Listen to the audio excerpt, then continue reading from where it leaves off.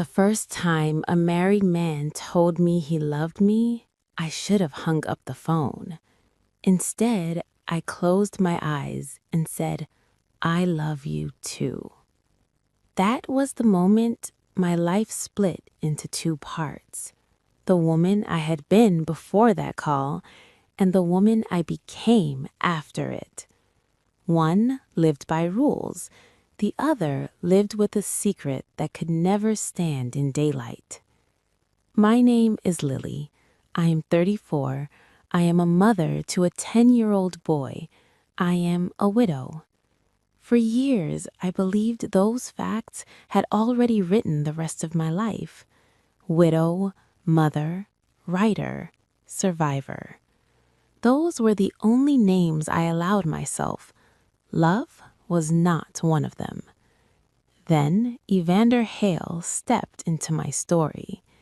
Before I knew him, I knew his reputation.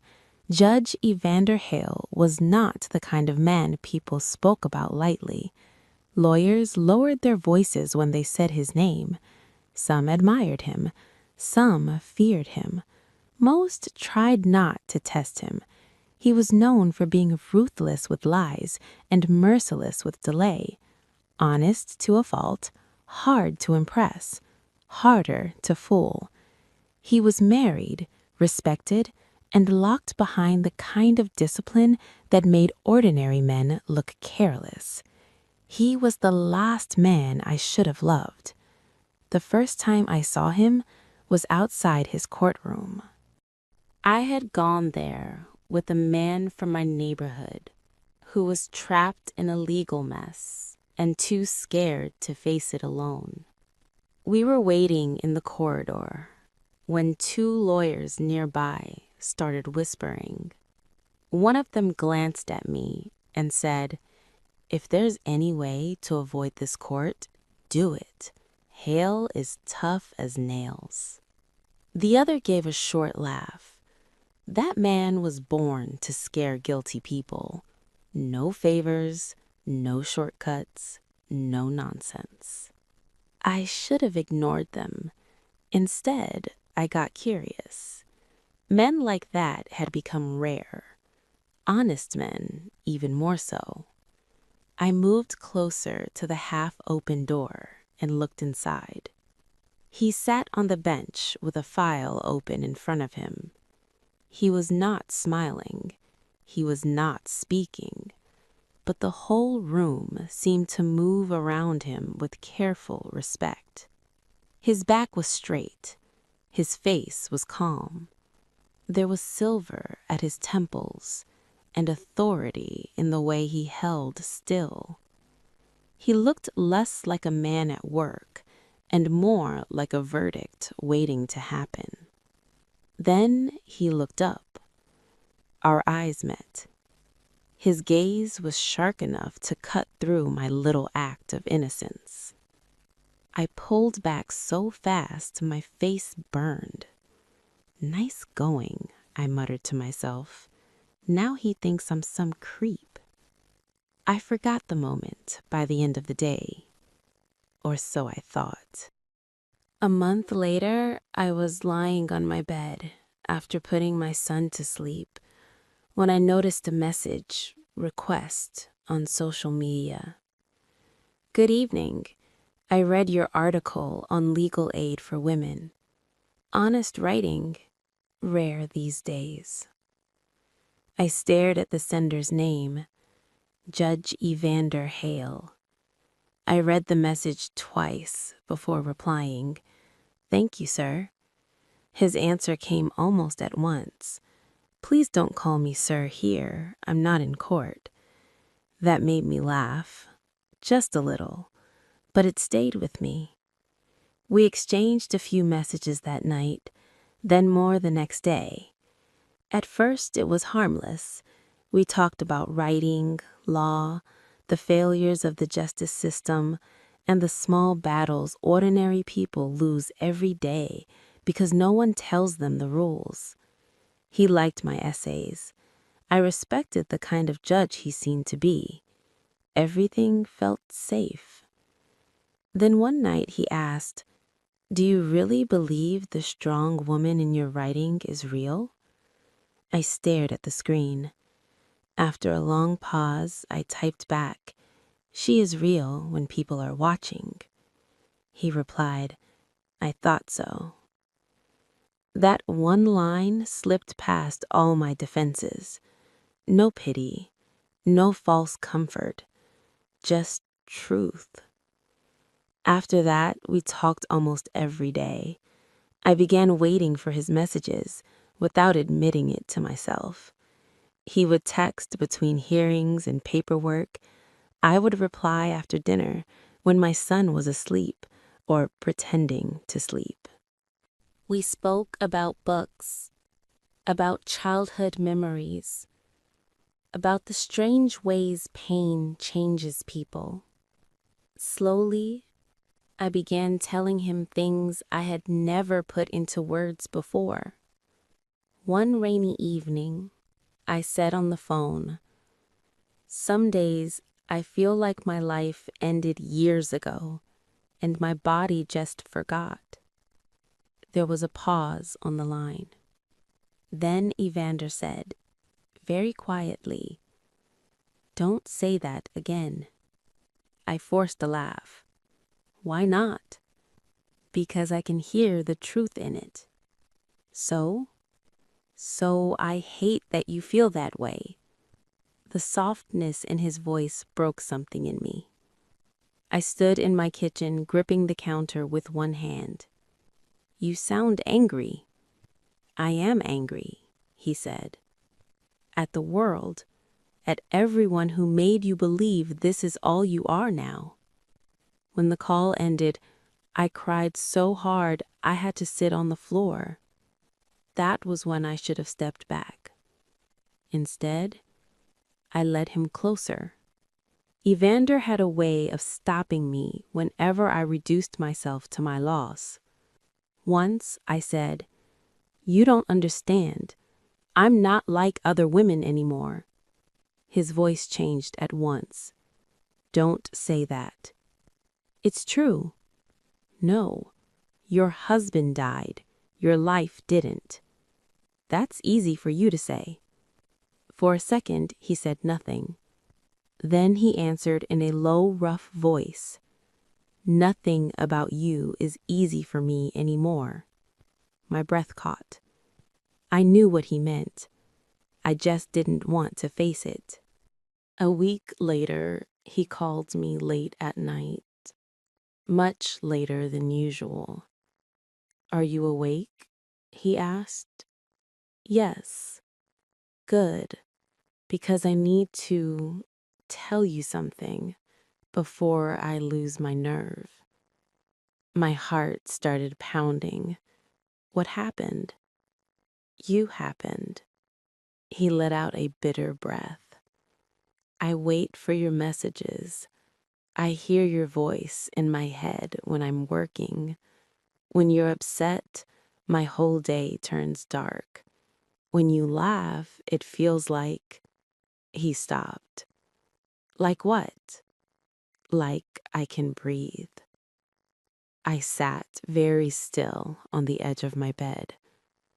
Then he said it. "I'm in love with you." The room seemed to tilt.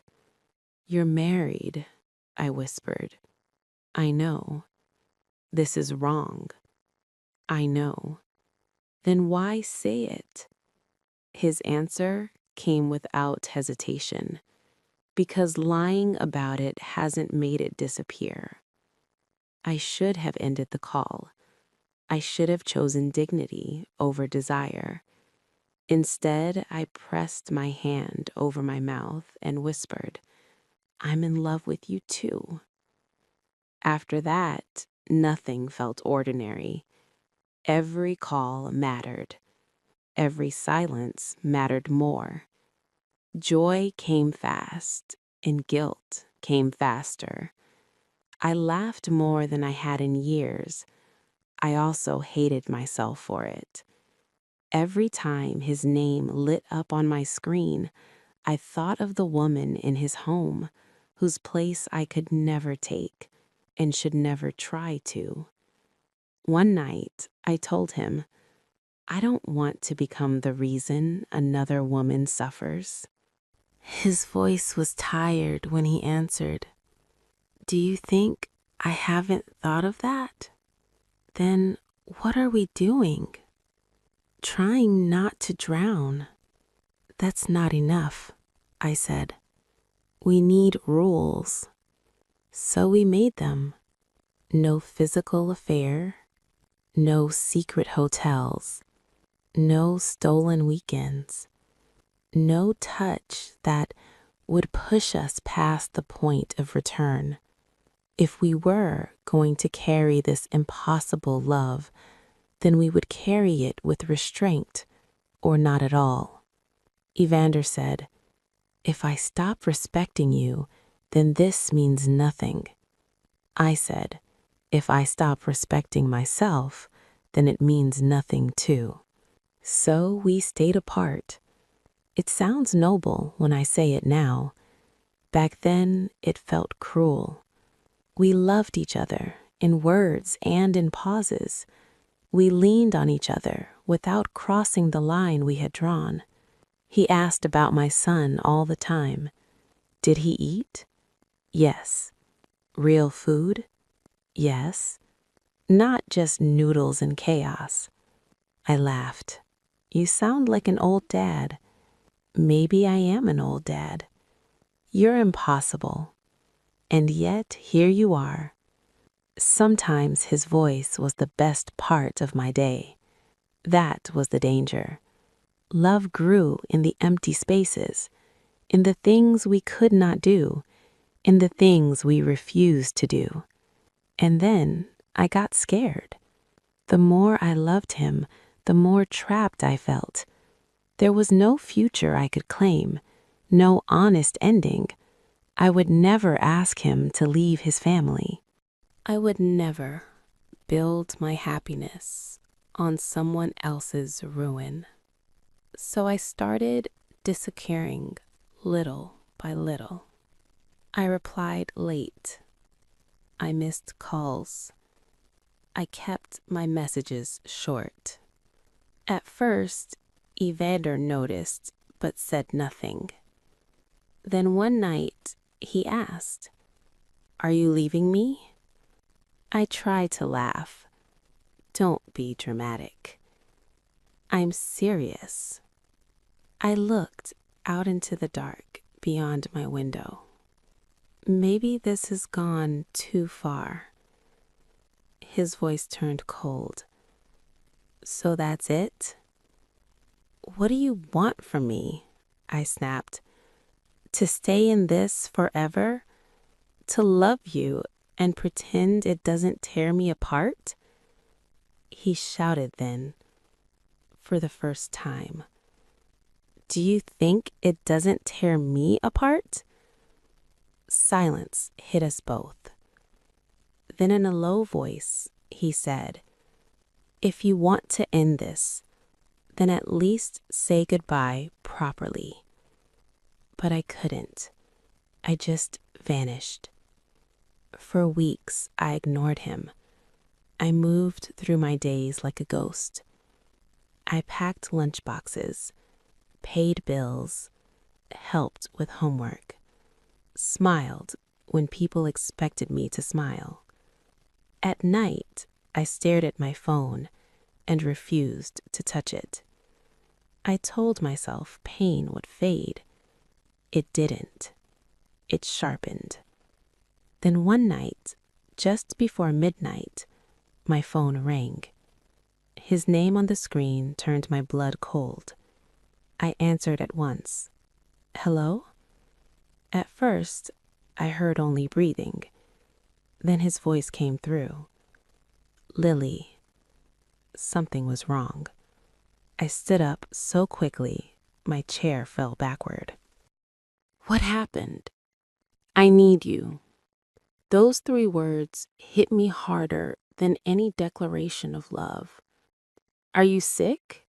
Tell me where you are. He gave a weak laugh. Now you want answers? Evander, please. I thought I could handle it, he said. I buried myself in work. I stopped sleeping. I stopped eating right. I kept telling myself this would pass. His voice cracked. It didn't. I pressed my man to my mouth. Where are you? In chambers. I'm coming tomorrow. Don't come because you pity me. I'm not pitying you. Then why? Because hearing you like this is breaking me. For a moment, there was silence. Then he whispered, Please don't leave me again. I slid down the wall and sat on the floor in the dark. I won't, I said. The next day, I went to see him. The shock of his face nearly undid me. He looked thinner, tired, worn down in a way that had nothing to do with age. But when he saw me standing at the door, his whole expression changed. You came? Of course I came. He kept looking at me as if he was afraid I might disappear if he blinked. Then he said, I hated you. The word stung, but I nodded. I know. When you vanished, I hated you for making me feel weak. His voice dropped. But I hated myself more, because even then all I wanted was one message from you. My eyes filled. I thought leaving would fix this, I said. For whom? He asked. For everyone. He leaned toward me. Did it save anyone? I had no answer. People came in and out of his chambers, but the air between us stayed charged. At last, when we were alone, for a few minutes he rubbed his face and said, We can't keep doing this. We are destroying each other. Then what do we do? He looked at me with the weariness of a man who had spent his whole life making hard decisions. We choose something bigger than ourselves. That was how we found our next shape. We began working together on legal aid in social causes. Women in trouble. Families crushed by paperwork and fear. People who needed help and had no idea where to find it. We gave our love somewhere to go that was not selfish. It did not erase the ache. It did not make us innocent. But it gave us a kind of dignity. He grew stronger again. I grew steadier too. He lived in the hills. I lived in the plains. The distance remained where it had always been. So did the line we never crossed. But the bond between us settled into something fierce and enduring. Sometimes I drove through Shillong on work trips. The roads curved through pine and rhododendron. The air smelled of rain and cold leaves. Once, while passing through the hills at dusk, I rolled down the window and texted him. When the pines whisper in the dark, remember me. His reply came a minute later. I never forgot you. That's the problem. I smiled and then I cried, because some truths are too beautiful to live with peacefully. So here is my truth. I loved once and lost. Then I loved again in a way the world may never forgive.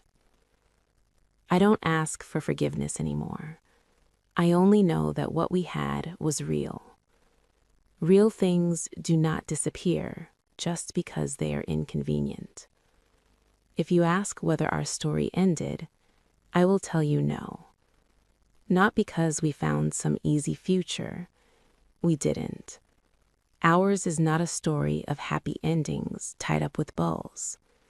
It goes on in pauses, in missed chances, in midnight messages, in work done side by side while miles apart. And sometimes, very late at night, when the house is dark and my phone lights up with Evander Hale's name, I still stop breathing for a second.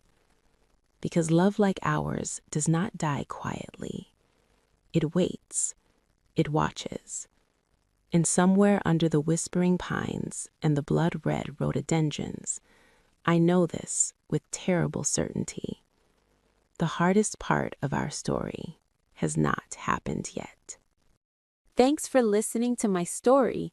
If you liked it, hit that subscribe button, drop a comment, and tell me where you're listening from.